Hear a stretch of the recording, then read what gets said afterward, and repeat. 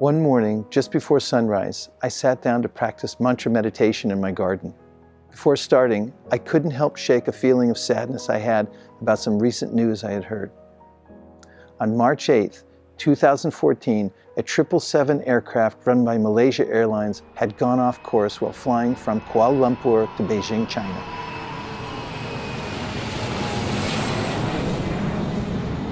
The search for the jet, which had become the most costly in history, had finally been abandoned. I felt empathy for the people on the flight and wondered how they must have felt when they discovered they were lost. The crew of the aircraft had made their last contact with air traffic control about 38 minutes after takeoff, when the flight was over the South China Sea. Lost is a gloomy word. In fact, I can think of very few positive connotations for it. Once while I was in Japan, I took a walk through Tokyo, made a wrong turn, and got lost for a couple of agonizing hours. At the time, I couldn't communicate because I didn't speak the language well enough, nor did I have a map. And worst of all, I didn't even know the address where I was staying. I had started off on the walk feeling free and happy, but when I realized I was lost, I suddenly felt foolish and desperate. How about the passengers on that ill-fated Malaysia airline jet? As travelers, they might have had a giddy sense of freedom and adventure and excitement to see new places, or they may have been hopeful of seeing loved ones they had been missing. And what about the people on the ground? Friends and loved ones who had seen the travelers off. And there were those who had been waiting for them in China.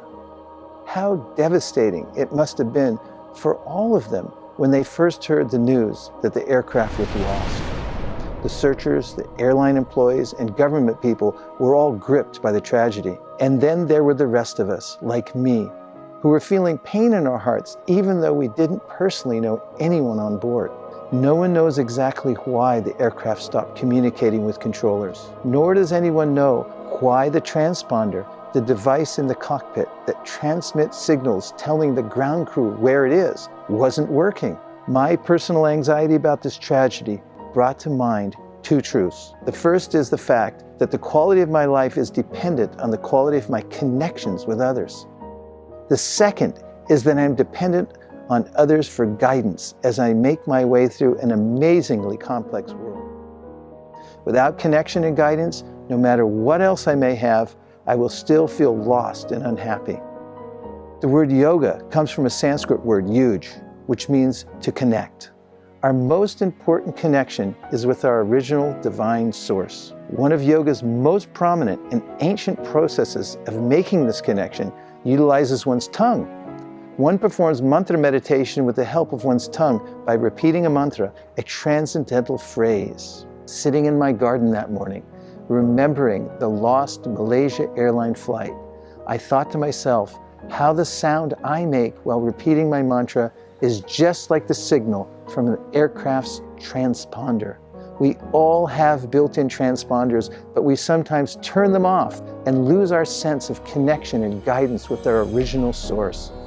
That morning, as I began my chanting, I felt renewed motivation to chant with deeper feeling. I knew that I was turning my personal transponder on and that it would bring me the connection and guidance that I crave. In what ways have you felt the importance of connections and guidance in your life? Please drop me a note with your thoughts. I'd love to hear your story. My contact information is below. Thank you very much for watching.